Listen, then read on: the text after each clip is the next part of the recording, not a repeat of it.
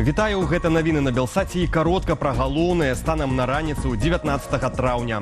Рост індексу спажывецкіх цэнаў у Беларусі паскорыўся. Па выніках красавіка 6,5% у гадавым вылічэнні у параўнанні з амаль 6% у сакавіку. Такія звесткі правялі ў Еўразійскім банку развіцця. Паводле экспертаў, самы заўважны рост у красавіку паказалі цэны на спажывецкія тавары – 8,3% у параўнанні з аналагічным перыядам летась. Асноўнымі фактарамі гэтага у ЕАБР назвалі працяг аслаблення курсу беларускага рубля да расейскага і паскарэнне росту цэнаў на сезонную гародніну і садавіну. У Міністэрстве сельскай гаспадаркі і харчавання заявілі, што не бачаць катастрофы ў сувязі з травеньскімі замаразкамі ў краіне. Чыноўнікі прызналі, што загінулыя культуры ёсць, ды паабяцалі іх перасеяць. А ў выпадку з пашкоджанымі раслінамі прыняць адпаведныя захады. Это дробные подкормки, это внесение микроэлементов, аминокислот для того, чтобы наши культуры быстрее оправились и вошли в вегетацию. Паводле інфармацыі, якую Белсат атрымаў ад ініцыятывы Белпол, праз травеньскія замаразкі беларускія аграрыі страцілі сельскагаспадарчыя расліны амаль на 46 тысячах гектараў. Найбольш пацярпелі Меншчына, Берасцейшчына і Гомельшчына.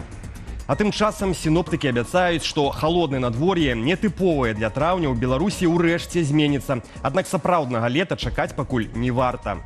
Сёння і заўтра ў дзень тэмпература паветра складзе ад плюс 7 градусаў на поўначы да 15-16 градусаў.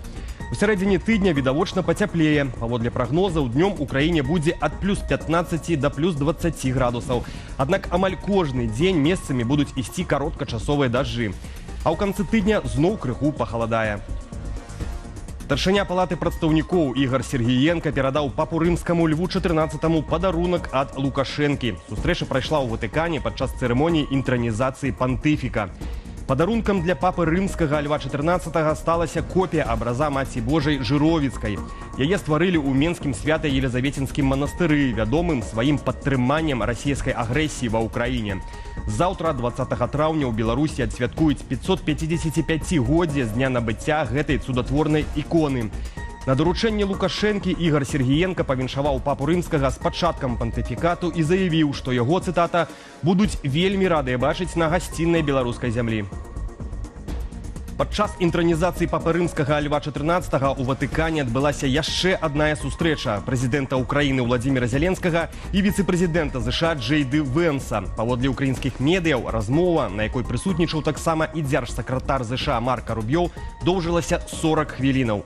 Владзімір Зеленскі назваў сустрэчу добраю. Палітыкі абмеркавалі расійска-украінскія перамовы ў Стамбуле. Падчас размовы Зеленскі заявіў, што Украіна гатовая да сапраўднай дыпламатыі і падкрэсліў важнасць як мага хутчэйшага, поўнага і безумоўнага спынення агню.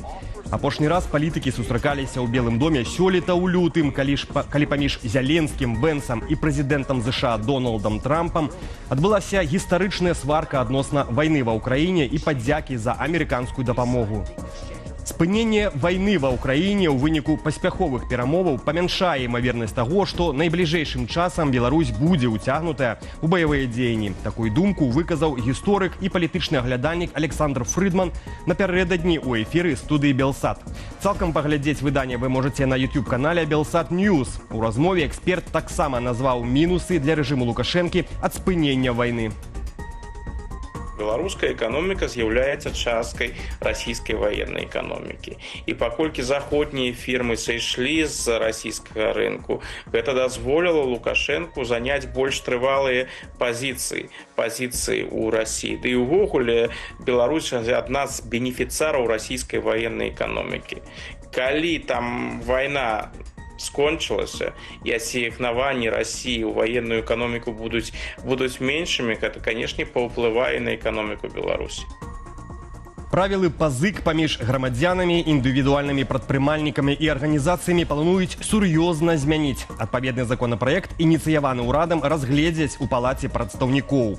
Гэтак нельга будзе пазычаць грошы ў замежнай валюце, калі пазычальнік і той, хто дае грошы, не блізкія сваякі.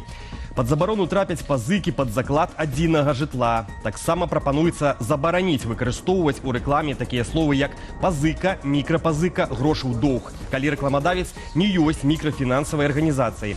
Цяпер законапраект знаходзіцца на разглядзе ў пастаяннай дэпутацкай камісіі ў справе бюджэту і фінансаў. У Польшчы ў другі тур прэзідэнцкіх выбараў паводле экзіт-полаў выйшлі два фаварыты. Мэр Варшавы Рафал Часкоўскі ад кіроўнай партыі «Грамадзянская платформа» і Караль Наўроцкі, вылучаны партыяй «Закон і справядлівасць». Паводле звестак экзіт-полаў кампаніі «Іпсос» у першым туры ніводзін з кандыдатаў не набраў абсалютнай большасці. Нязначную розніцу паказалі і вынікі абодвух лідараў гонкі. Паводле актуальных звестак Часкоўскі атрымаў 31,2% галасоў. Наўроцкі 29,7%. Агулам жа ў спісе для галасавання значыліся 13 кандыдатаў.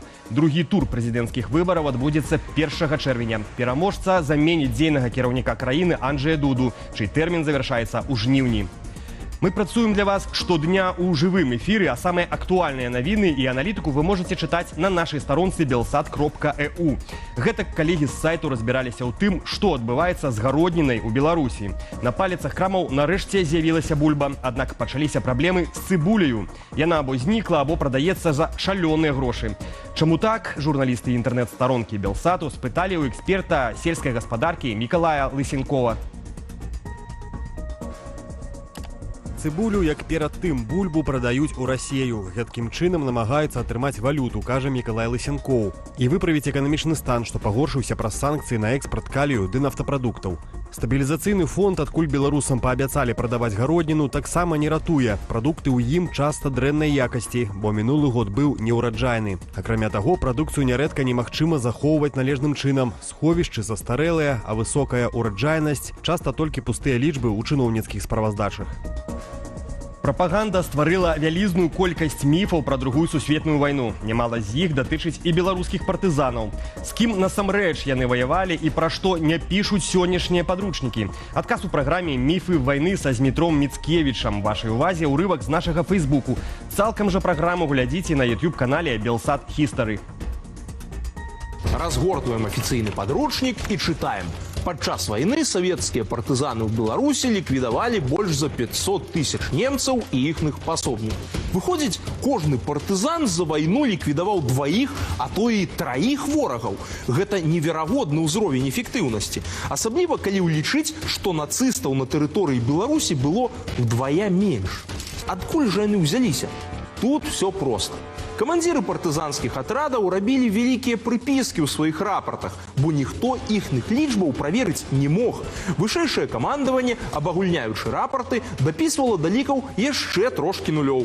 Урэшце, да Масквы даходзілі звесткі, якія маглі шматкроць пераўзыходзіць рэальнасць. Захвочваю падпісвацца на нашыя сацыяльныя сеткі, калі для вас гэта бяспечна, а таксама далучацца да эфіру праграмы «Аб'ектыў» о 19 гадзіне. Я ж на гэтым з вамі развітваюся, беражыце сябе і да сустрэчы.